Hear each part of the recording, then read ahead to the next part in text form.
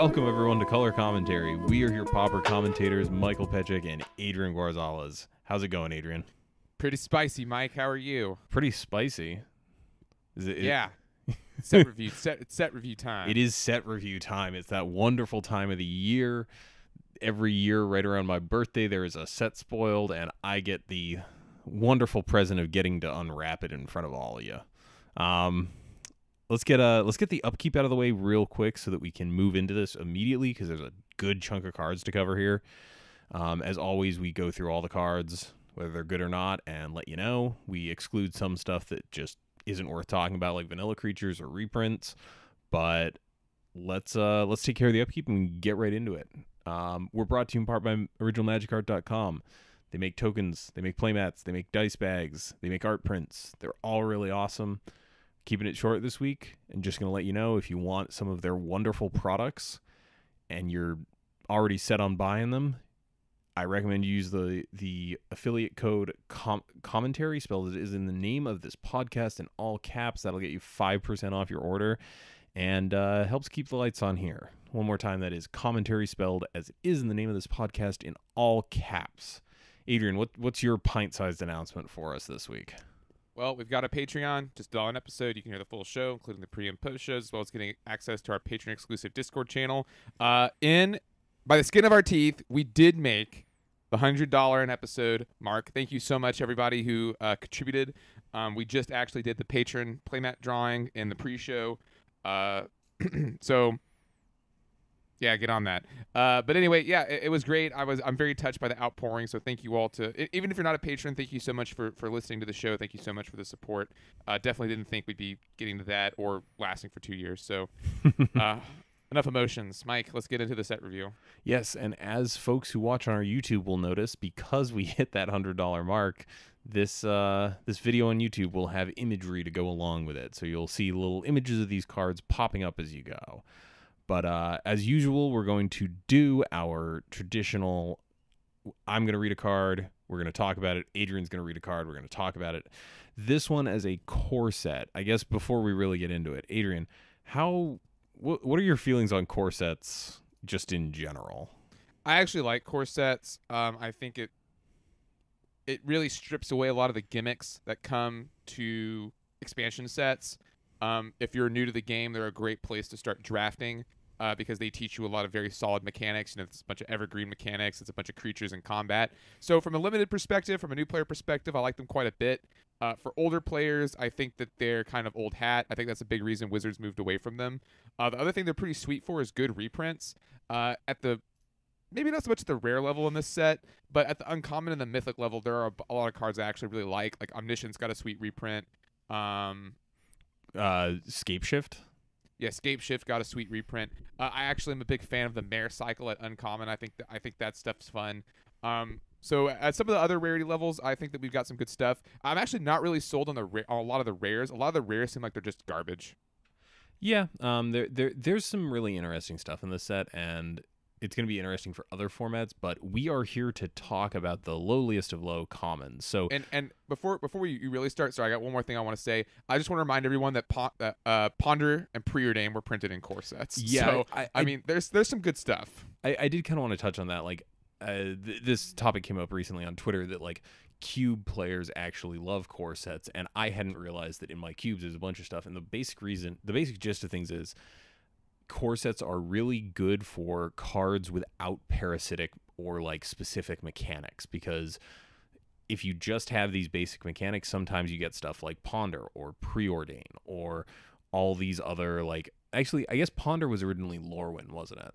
Yeah, it was, but it was printed in a core set at later, like I think M11, M10 or something like that. We have bolts in core sets. Like, good cards get put into core sets. The Titan cycle is a core set cycle.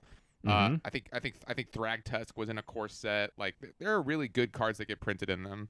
Yeah, they're definitely solid for a lot of things, but we'll get into this one. And leading the pack for this set is Angel of Dawn, which is 4 and a white for a 3/3 flyer. It's an angel, and when it enters the battlefield, creatures you control get +1/+1 and vigilance until end of turn. This is a functional reprint, actually. This is Dawn Feather Eagle from Aether Revolt. And that card did not see a whole ton of play. I don't think I've ever seen this cast in Pauper, but this is definitely a low rarity cube all-star. It, buffs your whole team. I guess how much does this, because we've seen this effect several times, starting with Amperin Tactician, and then we got Inspiring Captain. Both of those were 4 mana and they were on the ground. And now we've gotten 2 of these 5 mana flyers that also grant vigilance when they come in. So can you see a version of this effect where this would be playable? Yeah, I think the card just costs too much. I think that's my problem with the other versions you mentioned as well. 4 or 5 mana is just a very, very big ask for the non-existent white deck that would play this. Yeah, and the sorcery speed of these really hurts them as well, because if you're in mono white, you're just gonna defer to, what is that card? Guardian's Pledge. Right. The instant speed 3 mana all white creatures you control get +2/+2 until end of turn. It's just a little bit more efficient, and as a result, these creatures that pump everything when they enter the battlefield are just a little lackluster. I guess my question would be, if they tacked Flash onto this thing, would you care about it? I think that would make it a lot better. But I don't know. Yeah, it's still a little dicey. Like, I don't know. It's a neat effect to have, and always ETB creatures are appreciated in the format because they have a little bit more versatility. Obviously, if someone removes it immediately, you've still gotten some sort of benefit from it, but these cards are just a little too underpowered even for Pauper. Yeah. Well, why don't you tell us what we have next? Up next, we got 1 and a W, Cavalry Drill Master. 2/1, when it enters the battlefield, target creature gets +2/+0 and gains first strike until end of turn. It is a human knight. If it was a soldier, I might like it a little bit better, just because, combat tricks and soldiers.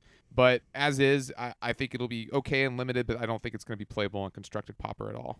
Yeah, this is just a little too little, right? Yeah. If it gave +2/+2, I might be able to justify it, because at 2 mana, you're kind of getting a 2/2 with haste, right? If it gave the full +2/+2, but that would also likely be a little bit too pushed for a common slot. That said, the first strike is nice. It means that the creature that you're pumping with it is likely going to survive combat, or at least get in for damage, so your opponent's not just chumping with something and throwing it away. But I don't think that this is, a slam dunk. Next up, we have Daybreak Chaplain, which is one of the cards that got spoiled accidentally because it showed up in a Dominaria pack. These things happen from time to time. It is 1 and white for a 1/3 with lifelink. You got anything for me here, Adrian? I just don't think it's very good. I think this slot is already dominated by in white, specifically Lone Missionary. Yeah, you've got Lone Missionary. You've also got like Core Skyfishers, that sort of stuff. There's just a lot of things I feel that white wants to be doing more than this at this point on the curve. Up next, we've got Dwarven Priest. 3 and a white gets you a Dwarf Cleric. When Dwarven Priest enters the battlefield, you gain 1 life for each creature you control, and it's a 2/4. Not really a fan. What do you think? My immediate comparison I want to make here is this compared to either Conclave Phalanx, which does a similar thing but has Convoke and I think a better body, and comparing this to a 1 mana cheaper Gray Merchant that doesn't hit your opponent and is just worse in every conceivable metric. I don't know. This does not seem game breaking or even really playable, if we're going to be honest here. No. This next card I do like, though. Why don't you talk about that? So Gallant Cavalry is actually interesting in that it is not a functional reprint, but God, does it look like one. Gallant Cavalry is 3 and a white for a human knight. It's a 2/2. It has vigilance. And when it enters the battlefield, you create a 2/2 white knight creature token with vigilance. So just as recently as Dominaria, we saw Call the Cavalry, which was this same effect, except it was a sorcery, and it just made 2 tokens. So this does have some upsides to that card. For example, it's less susceptible to bounce effects, and it could be flickered. So yeah, and you could bounce it yourself with the aforementioned Core Skyfisher. Not entirely sure that's what you want to be doing, but it does seem a little bit stronger than just creating 2 tokens to me. yeah, and we're starting to get to the point where these token generating effects are getting more and more pushed. I think because Wizards has realized that they are essentially creatures, and I think that's changed how they viewed it, because they have in recent years been pushing the value of creatures higher and higher. So 4 mana for 4 power, 4 toughness, and a vanilla keyword, like an evergreen keyword, seems like it's a much better rate than we would have gotten. This is still no raise the alarm or what's the flyer generator? Battle Screech. Yes, sorry. I was thinking Spectral Procession. I was like, that's not a common. That's not a common. Well, actually, like I think Battle Screech is a fine comparison. Like Battle Screech is still 4 power, 4 toughness, and for 4 mana, but it's all flying. It's all flying, and I won't argue that flying is a worse keyword than vigilance in a vast majority of cases. But I think if anything is gonna, potentially see play out of this set, this is a strong contender for it, just because it does have a analogous card existing already in the format. How about you tell us about this big old Tusky boy we've got up next? This next card is not good at all. I'm just gonna say it. We don't have to talk about it. 6 mana, WW4, gets you a 3/7 with vigilance, called Knight of the Tusk. I don't think there's much more to say here. Yeah, it's big and it doesn't do much. Yeah. Tell us about this next card. Knight's Pledge is 1 and white for a aura enchant creature. Enchanted creature gets +2/+2. There are multiple versions of this effect at this point that I think are just strictly better than it. It's not doing much for me. I'm sure this is a fine limited thing. The removal in this set is not dreadfully amazing, so your odds of getting immediately 2-for-1 on it are pretty low, but this is just so far below the curve for our format when we've got stuff like Armadillo Cloak, which admittedly is a color more and a mana more, but still just miles better than this card. Yeah, the cartouches I think are stronger too. Up next, we've got Revitalize, 1 and a white for an instant. You gain 3 life, draw a card. Don't hate it, just don't think it's playable. Yeah, so I guess here's the thing. We've finally, after years, gotten a metric for what a good life gain card looks like, and we can just compare this directly to Pulse Marasa. So I think Pulse is better. Pulse is, I think, completely better. It gains you twice as much life and makes sure that the card you draw is going to be good for you. Granted, you have to be in green, but like we mentioned earlier, I think the decks that would play Revitalize are already playing a card like Lone Missionary. Yeah, it's just not impactful enough in the great scheme of things. Yeah. Next up, we have Rustwing Falcon, and we've finally done it. We've gotten a strictly better Stormcrow. This is a white for a 1/2 bird with flying. That's it. Squire. Yeah. It's kidding. It's basically an evasive Squire, so it's less interesting for our format and more so just, wow, Suntail Hawk used to be a little bit weird that was so efficient, but now we're here. It's to this point. I don't see a home for this, really. No. Our next card is Star Crown Stag. 3 and a white gets you an elk. When it attacks, tap target creature defending player controls. Now, I do know that Alex Ullman was playing Territorial Hammerskull for a while, which I believe is a mana cheaper, but also has less power. And that card, I think, was pretty fringe. I don't think making it cost more makes it better. Yeah, and we've seen plenty of versions of this effect. I think the oldest I can think of that's pretty close to this card is Master of Diversion, which is this card, but it's a 2/2. I want there to be a version of this effect that's good, because it does create an interesting tempo sort of advantage where I want this to be as good as Goblin Heel Cutter has been for aggressive red decks, is what I'm getting at.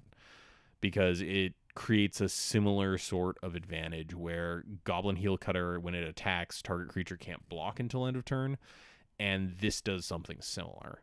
So I'd love to just see sort of that level of efficiency. And I guess like this is basically Heel Cutter minus the dash. It's not as good as Heel Cutter. Yeah. The red decks want it more. Let's go on to our next card.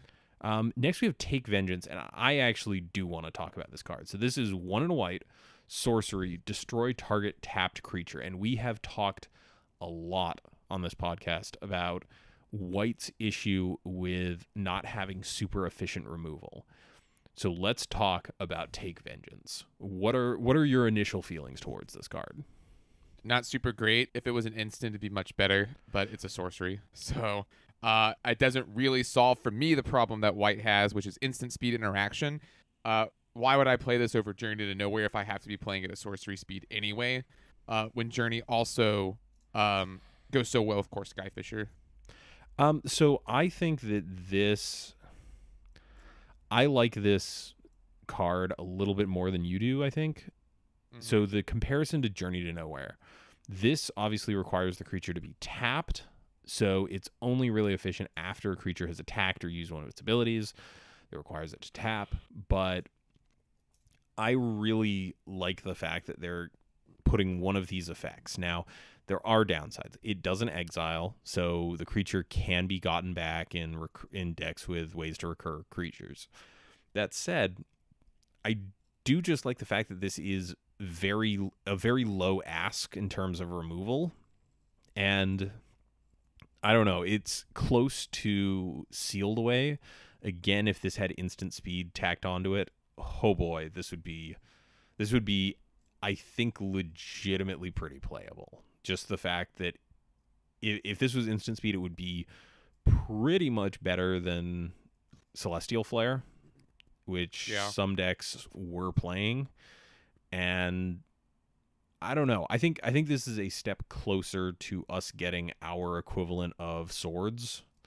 It's not quite there, but I think that this card is a good sign, especially if this is what they'll print for white removal in a core set at common. I think that we could be getting closer to the point where we have a playable either instant speed or one drop piece of white removal. Okay, that's fair. All right, why don't you tell us about this next card? I actually do like this next card a little bit. 2 and a W gets you a 2/3 called Trusty Pack Beast.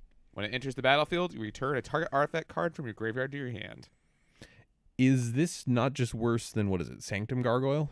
So I like Sanctum Gargoyle more because it's a flyer, but it also costs more, but it's also an artifact. So in Affinity specifically, I think if you want to go this route, Sanctum Gargoyle is better. If you're playing this in Boros, maybe. I don't really think it's that good in Boros.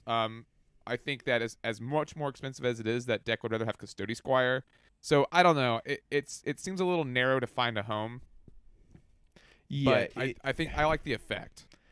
Yeah, it's a nice effect. It's just, as you said, a little bit narrow.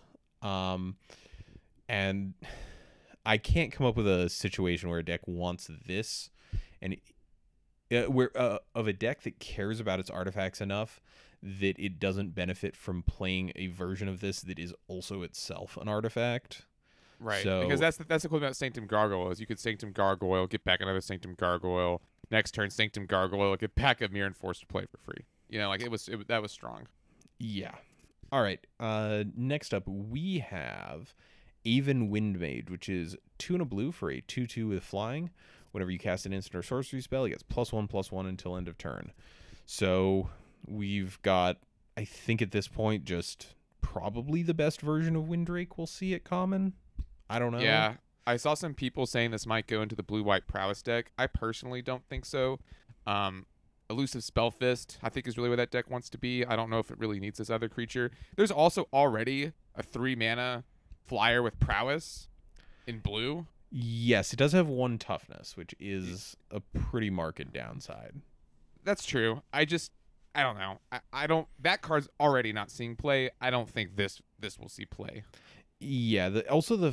It's not always relevant, but the fact that it doesn't True prowess. Yeah, it doesn't have actual prowess. It doesn't proc off any artifacts you happen to have. It doesn't proc off any enchantments you happen to have. It's just a little bit more restrictive, and as a result, like I think in that deck it doesn't really matter. I don't think it does. But yeah, it it is a downside. Yeah. All right. How about you tell us about this nice motherly artificer we've got up next? I don't like this card. Aviation Pioneer, 2 and a blue, gets you a 1/2. When Aviation Pioneer enters the battlefield, you create a 1/1 colorless Thopter artifact creature token with flying. Yeah, I don't think that's very good. We also already have a version of that's similar to this. We got Aspiring Aeronaut way back in Origins, which is this card, but it costs 1 more and it has flying. It's literally the exact same card, and it's not very playable.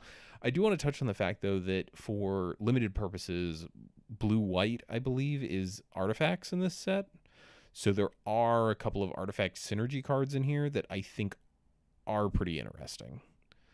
But Aviation Pioneer is not among them. Next up, we do have Dwindle, and this is another piece of removal and an interesting variation on an effect. So Dwindle is 2 and a blue for an enchantment aura, enchant creature. Enchanted creature gets -6/-0, and when enchanted creature blocks, destroy it. So this is we've seen versions of this before, right? We've seen Pinned to the Earth, and I think it's Choking Tentacles or something. We've seen versions of a blue aura that hopefully zeroes out your opponent's creature in terms of power, but this one also has the text about destroying the creature if it blocks. What do you think about this one, Adrian? I don't think it's good at all. 3 mana to shrink something, and then if it blocks you, I don't know. It's just, I don't think it's very good. I think there are way better ways for blue to get rid of creatures still. I mean, I think that's fair. I think it's an interesting sign of things to come. I guess it kind of reminds me of CoralNet in that it is blue actual removal, but CoralNet is kind of on a different axis, and we also already have things like Cursive Chains, which is mana cheaper and a little bit more widely applicable. Exactly. How about you tell me about this next thing that I kind of love the art for, but I'm not so hot on the card. Up next, we got Frilled Sea Serpent, a 6 mana, blue 4 for a 4/6. And for 7 mana, blue and 5, it cannot be blocked this turn. I think this is a real stinker. But Adrian, it's basically Gearseeker Serpent. Oh, yeah, of course. No, you're right. You got me. At first blush, it is similar to Gearseeker, but it's just missing the bit of Gearseeker Serpent that makes it absolutely nuts. It's missing the affinity bit. So I don't know. I like the art for it. I like the weird lionfish sea serpent hybrid. I think that's pretty neat. But yeah, that's fair. It does look pretty cool. And this thing is going to be stupid and limited. I imagine this in sealed is just going to be pretty much unbeatable sometimes. So I don't know. I think it's neat. Next up, and this is a card that we have mentioned before on the show, Gearsmith Prodigy. So it's blue for a 1/2, and it gets +1/+0 as long as you control an artifact. So blue finally has a 2/2 for 1. Finally. I don't think this card's very good, unfortunately. The deck that is going to want to play this is going to be a little bit hard-pressed, I think, to make this work. You don't see a lot of Seed of the Synod aggro decks, for example. But it is pretty sweet. I think it's going to be a lot harder to get to work than people think it is. I also am of the opinion that like the best play you would have with Gearsmith Prodigy is Seed of the Synod Gearsmith Prodigy. You know what I mean? Yeah. Like 2/2s lose their value. Even if they only cost 1, they lose their value the longer the game goes on. So that's why I'm also not really a big fan of Get to Lava Runner. Yeah, and that one even gets haste. It does have a slightly, I think, more intensive. Yes, I think the deck building cost is much higher for Get to Lava Runner. You essentially have to play 12 blank spells in your burn deck. in my opinion. But this was probably a little bit easier to work, but I don't know if the blue artifact deck is in the market for a 2/2, if that makes sense. Yeah, the only place I could potentially see this having a home is some kind of like blue-white cyborgs list. Right. Yes. Where you just want the extra like cheap bodies that are efficient, and you're running enough artifacts that this thing should be turned on automatically. And I did see people comparing this to Court Homunculus, and I think that's a bit of a trap in that Court Homunculus turns on other Court Homunculuses. Yeah, and also the Cyborgs deck is currently mono white. Like, I mean, you could definitely do a blue version, but at that point, I think because you have to be in 2 colors in Pauper, you're kind of diluting a little bit of the aggro. Like, what are we doing? Are we playing Prophetic Prisms and Thoughtcasts as well? You know what I mean? So to make sure we get the blue mana, I don't know if it's worth being in blue just for this card. I don't hate the Thoughtcast half of that. I do hate the Prophetic Prism and the likely some amount of tap lands you're going to have to play for that all to work. But I think you would have to play Prism. Yeah, it's in order to make a second color work. And this definitely can't fit into Affinity just based on the fact that it is not an artifact and it's not ATOG. And it's that's yeah. That's kind of like the bar that's been set for that deck is, do you just end the game or are you an artifact? Yeah. All right. How about you take away this next one? Next, we got Salvager of Secrets. Blue 3 gets you a Merfolk Wizard. When Salvager of Secrets enters the battlefield, return target instant or sorcery card from your graveyard to your hand, and it's a 2/2. Nothing really to say here. We have this effect in 2. I would say this is like the worst versions of both Mnemonic Wall and Archaeomancer. Archaeomancer is good because it's cheaper than Mnemonic Wall. Mnemonic Wall is better because it has a high toughness. This is sort of splitting the difference, but the worst of both worlds, in my opinion. I will point out, though, that you've missed a copy of this effect. Is it Chronarch? I think that this is better than Is It Chronarch, but I've never understood decks that have desired to play Is It Chronarch over either. I think decks that play Is It Chronarch are intentionally trying to get fancy because there's no reason to be in 2 colors what you can easily accomplish in 1. Even if you're a blue-red deck, I don't know why you would play Is It Chronarch over the other 2.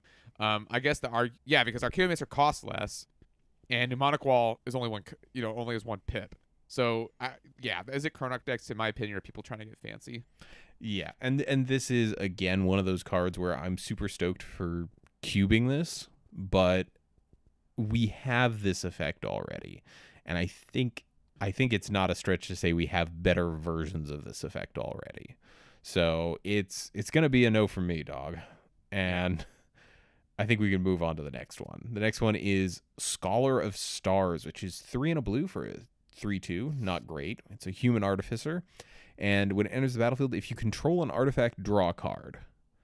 I don't see this being good enough. This to me fails the sort of Muldrifter test, where if I had to pick between this and Muldrifter, I'm going to pick Muldrifter in almost every single deck, even one with a bunch of artifact synergy. I think that's fair. All right, what's up next after this Scholar? Up next, we've got Uncomfortable Chill. Burr. 2 and a blue gets you an instant. Creatures your opponents control get -2/-0 until end of turn. Draw a card. I love how all these bad cards just have draw a card tacked onto them. Have you noticed that?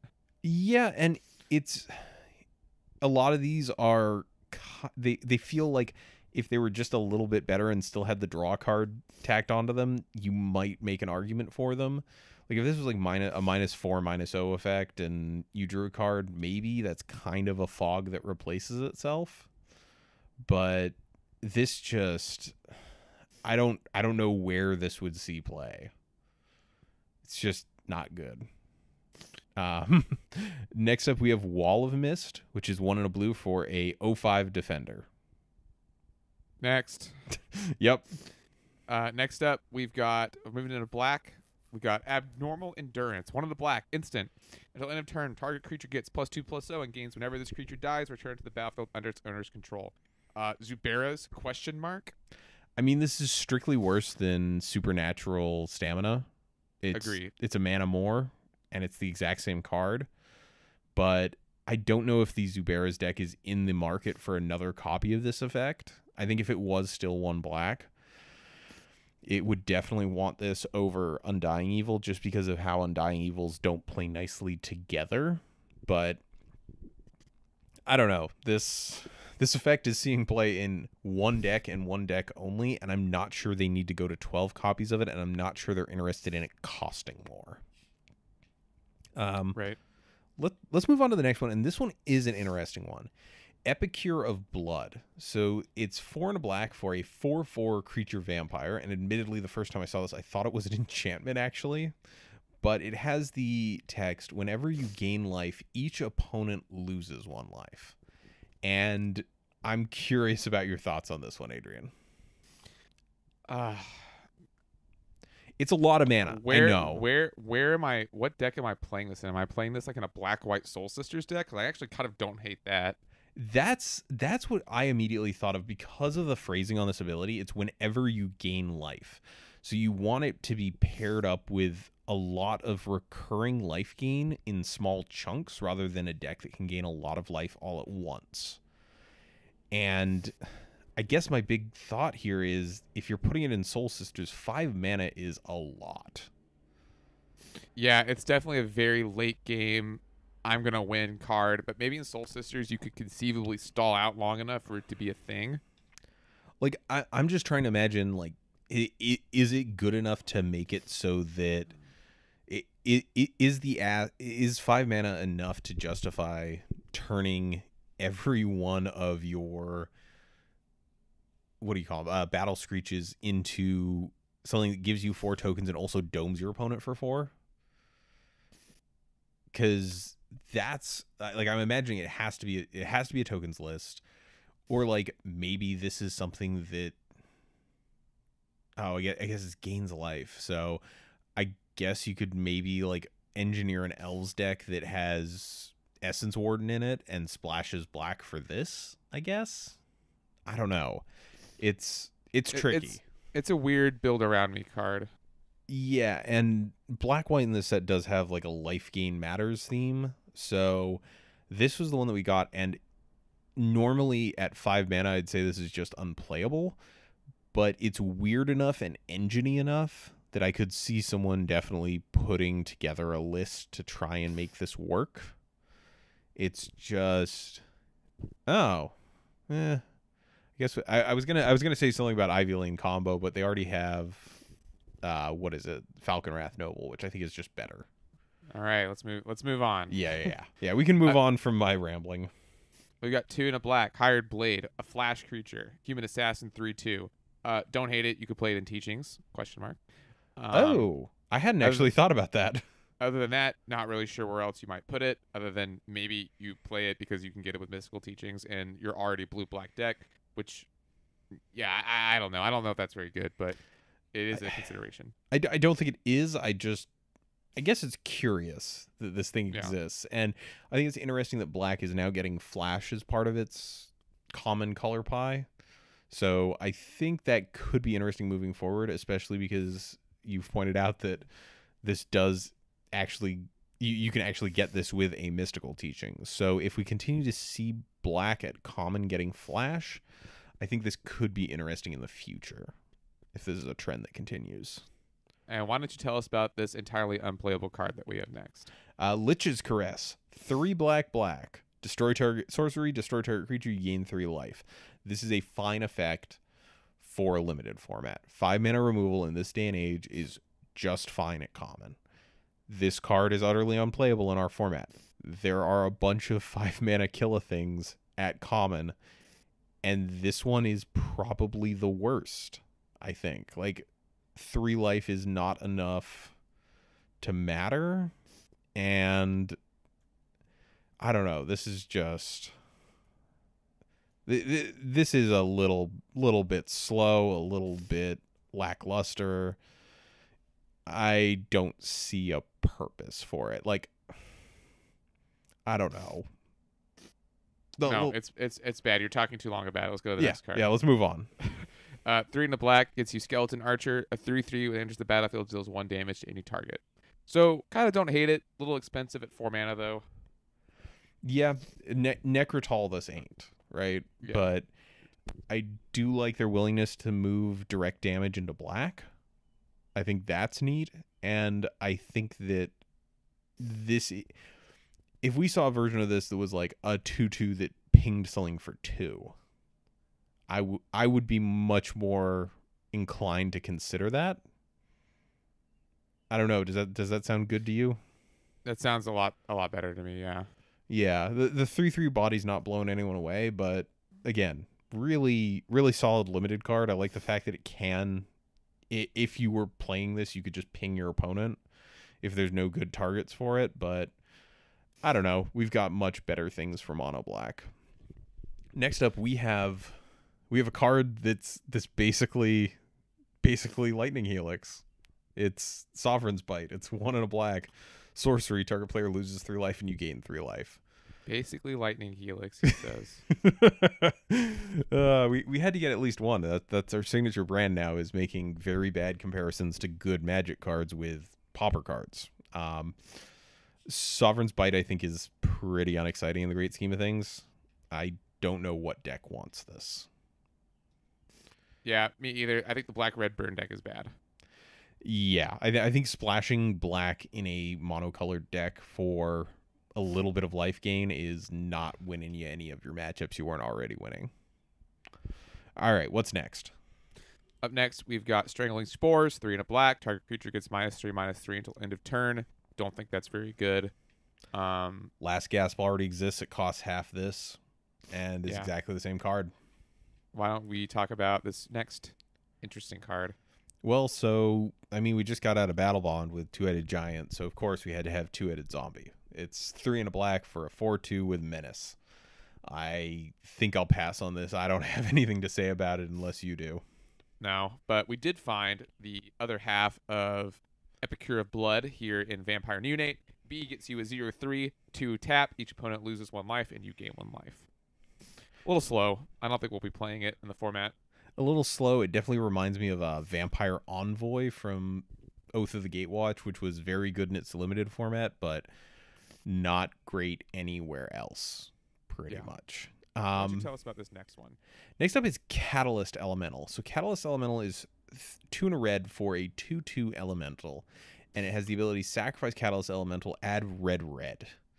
So I don't know. I think this is a worse version of Generator Servant.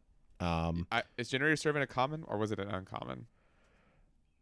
No. Generator Servant was a common. So Generator Servant was back in M15. It was a while ago. Oh yeah, God, it was. It was 1 in red for a 2/1, and you could tap and sacrifice it to add 2 to your mana pool. And if that mana was spent on a creature spell, it gained haste until end of turn. So I think Generator Servant's just the better one here. You do have to wait a turn to use it, but I don't know what deck is wanting to go down a mana for this effect. Like, I guess technically you're filtering into double red, but that doesn't seem helpful.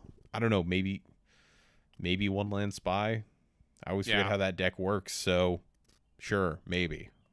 Up next, we've got Goblin Instigator, 1/1 for a 1 and a red for a 1/1. When Goblin Instigator enters the battlefield, create a 1/1 red goblin creature token. Sort of in the same vein of token generators or creatures. This is like Dragon's Fodder or whatever the other one is called. Krenko's Command. Yeah, Krenko's Command. Not as good as Mog War Marshal, and I don't think that the Goblin deck will be playing this if they do not already play Krenko's Command and Dragon Fodder. Now, like, obviously this is, again, the abilities, like, if it gets bounced to your hand, you can replay it, you get it again, you can flicker this. But I think the decks that would be playing Krenko's Command are not flicker decks, they're not graveyard recursion decks. I think this is a sweet card for limited, but outside of that and, you know, Pauper Cubes, I don't see this finding a home. Yeah, Marsh, tell us about the next little goblin here. Yeah, and because we're in a core set again, we get goblins. So we've got Goblin Motivator. It's a red for a 1/1. Tap, target creature gains haste until end of turn. This is Blood Channeler Initiate. I forget what it's called. There was a common in Amonkhet that did the same thing. Yeah. Bloodlust Inciter. Not a big get. No. Up next, 2 and 2 red gets you a 4/3 with trample called Havoc Devils. Again, don't think it's very playable. At this point, is Wizards just trying to prove to us how bad Balduvian Horde is these days? Because it must be.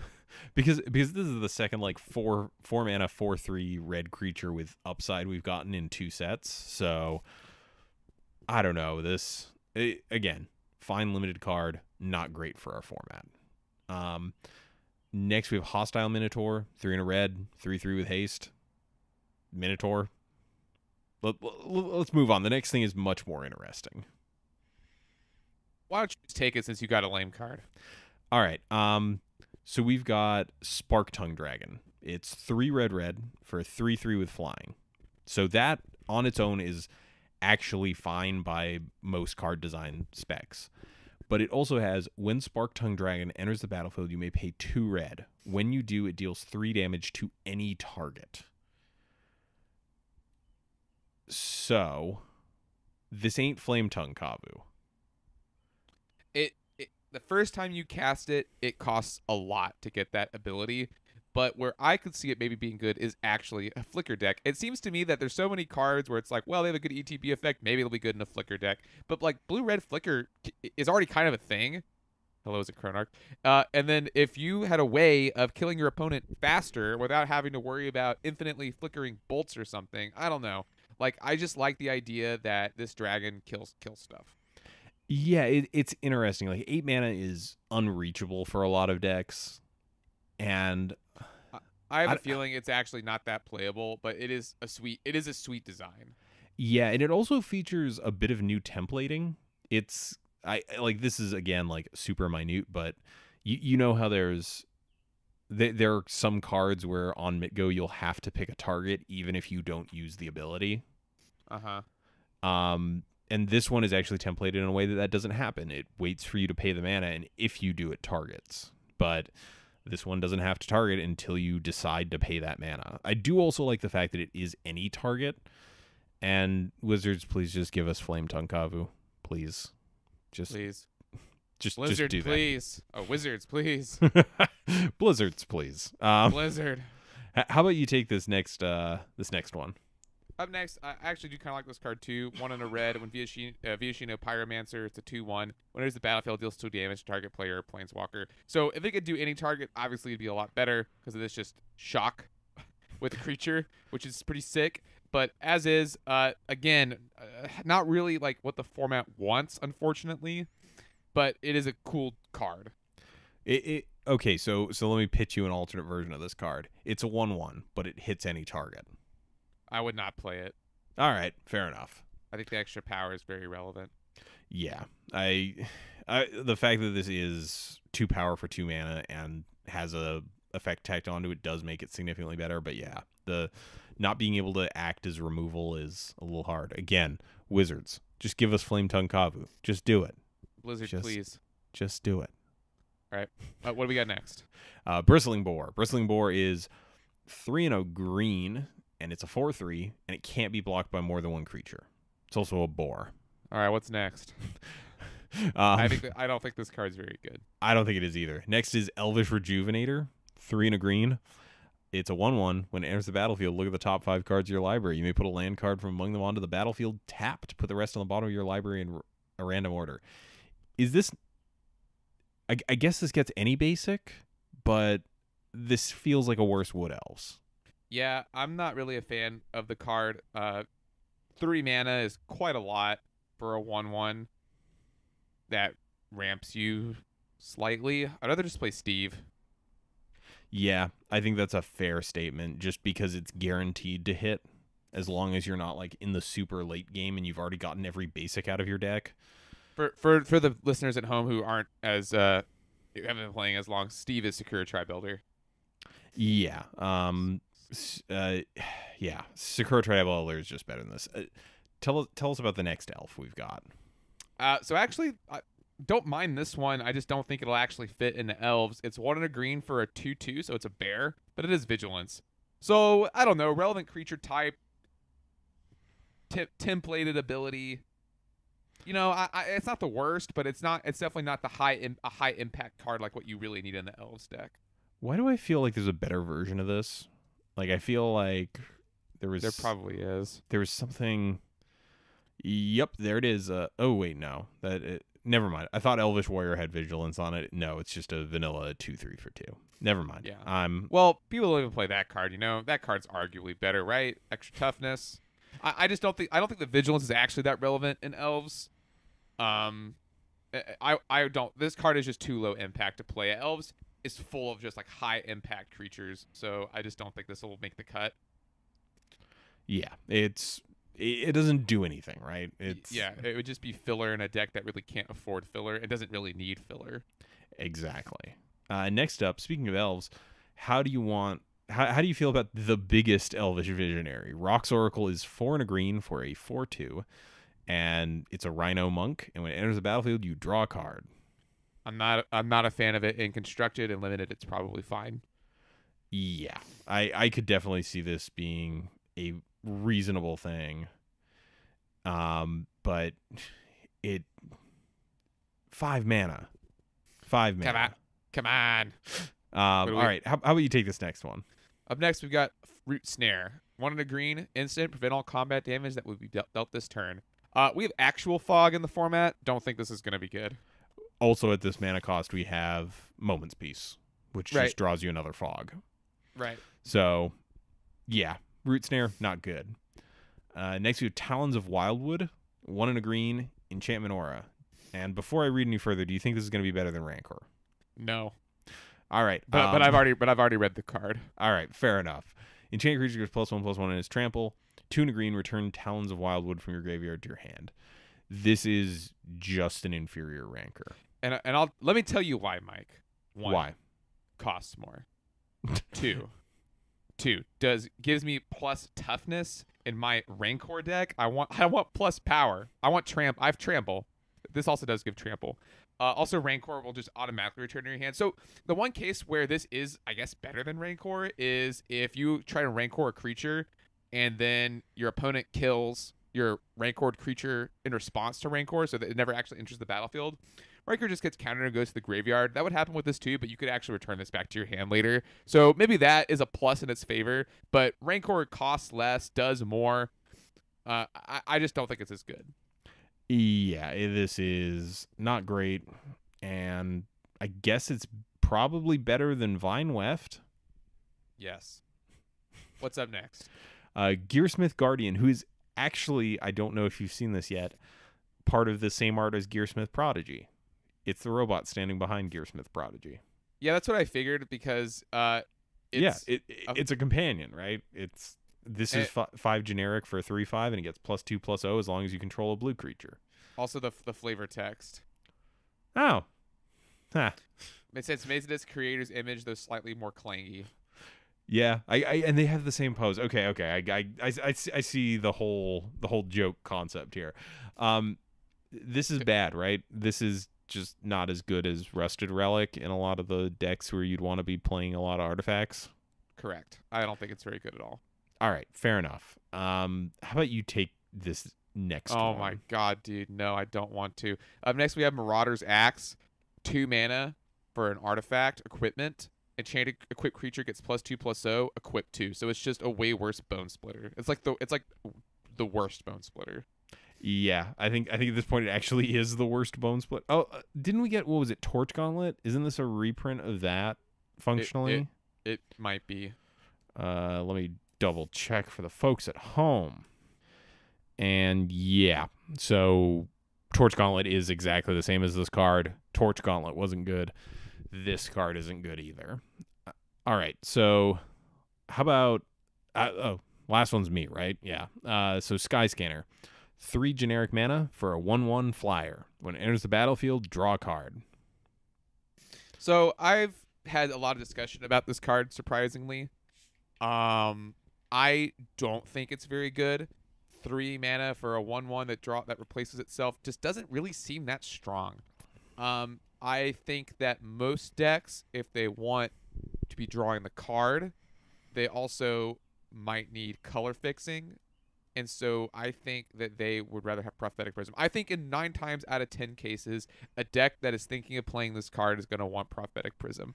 And I know that's like quite an assumption to make, but like realistically, what monocolored deck are you playing this in?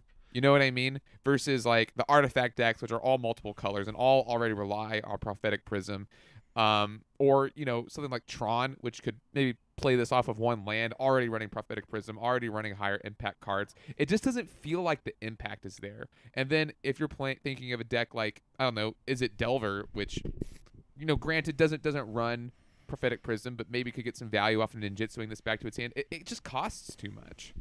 So you're saying even in a Warden of Evos Isle deck, you're not in on this? Okay. Warden of Evos Isle, I would be more in on it, but then that's such a, yeah, I guess if you were doing that deck, it'd be fine. Casting this for free certainly seems very good. Well, I mean, you'd be casting it for 2. Well, what if you had 3 Warden of Evos Isles out? All right, I guess we can take one final visit to Magical Christmas Land. Yeah, I'm just saying. I think that if it was 2 mana, I could maybe see it. But at 3 mana, I think it's just too expensive to be super duper impactful. And limited, I think it's gonna be good. But yeah, I think just the fact that it replaces itself and as a flyer, yeah. like that's pretty neat. But yeah, I just don't see it being that great and constructed. Yeah, and that's kind of since that's our last card in the actual set. I think that kind of sums up a lot of the feelings that a lot of the Pauper community are having about this set. Is a lot of these cards are fine and limited. Like this looks actively like an enjoyable limited set, but a lot of these effects are just either barely better than cards that don't see play or worse versions of cards that do. It just doesn't quite connect in terms of the perfect power level for us.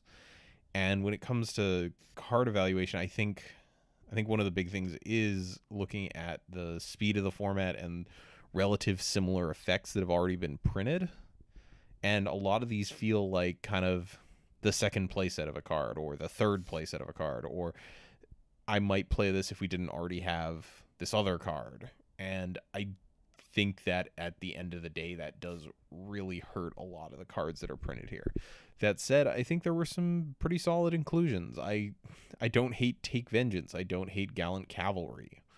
It seems like White got the best of the new cards. Yeah, it definitely did. The White, I feel, though, in general, kind of has sort of a permanent core set feeling to it. So I think maybe it's just the fact that the delta on these cards was slightly less. You know, comparing Aven Wind Mage to Delver Secrets obviously has one end result, and it's that, wow, Aven Wind Mage is not great. I do think Epicure of Blood, whenever you gain life, each opponent loses a life, is neat. And I think it could find a home somewhere in kind of a fringe jank deck. And I do like Spark Tongue Dragon. I do like the fact that we're seeing like this reasonably big flyer with an ETB effect that can kill something at common. I think that's neat. But I think you said it. Like, by and large, a lot of these are just not good enough. That's an unfortunate part of these set reviews, is that generally tends to be the case, but we always have high hopes going into spoiler season, so. Yeah, and I'm glad to see that a lot, like, there's a decent chunk of cards here where there was something to discuss, and I think that's good because we are going to get one of these core sets a year now. So, hopefully... Back on core sets. Yeah, we're back on core sets. We were off them for all of, 2-3 years?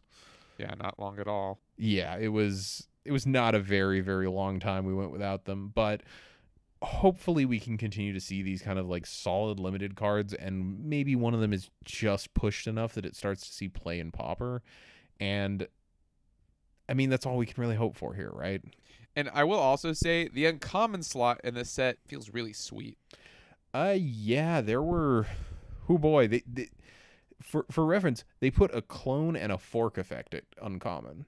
Right. And like they are honestly not as good as the cards I'm referring to them by. The clone effect is only a creature you control, and the fork effect is the next spell you cast, so you can't like copy something if it was going to get countered. I don't know. There was a lot of cool stuff in Uncommon. This definitely is a neat set. I'm just hoping that maybe we push the power level of commons just a tiny bit, Wizards. Actually, on the topic of uncommons, the card that I want the most in Pauper for this set, I don't know if you saw Psychic Symbiont. Why don't you tell me what that does, Mike? It's 4 blue black for a 3/3 flyer. When it enters the battlefield, target opponent discards a card and you draw a card. I don't Seems know. Pretty sick. It just reminds me enough of Dinrova Horror where I'd love to be able to play it in the format, but sadly cannot. But yeah, do you have any other closing comments on this set so that we can, kind of round out this episode? No, I think we're good. All right. How about you take us on home? All right. Well, thanks for joining us today. This podcast is brought to you with the support of our patrons. Consider supporting us if you like the show. So today, I'm going to do something a little different. I'm going to give a shout out to a fan I met at F&M. Michael, I want to do a shout out for you. Thanks for approaching me at the store. It was really nice to meet you. So sorry I skipped over the patrons this week, but I've never met a fan before, so I was pretty tickled by it. So thank you all for indulging me. But moving on, you can check this video or the description of this podcast for details on where to find us. We'd like to remind you, if you're listening to this on a platform of reviews, they're always appreciated because they boost our visibility. If you've got a deck list or idea for a topic, you can contact us either via our website or by emailing us directly at colorcommentary@gmail.com. Special thanks to my LGS, Pat's Games, Mike's LGS, JP Comics, and of course the ever talented L. You can find our theme song Quantitative and other great tracks over at soundcloud.net/ELLELLELL. Till next week, this is Adrian and Mike, and we are signing off for Color Commentary.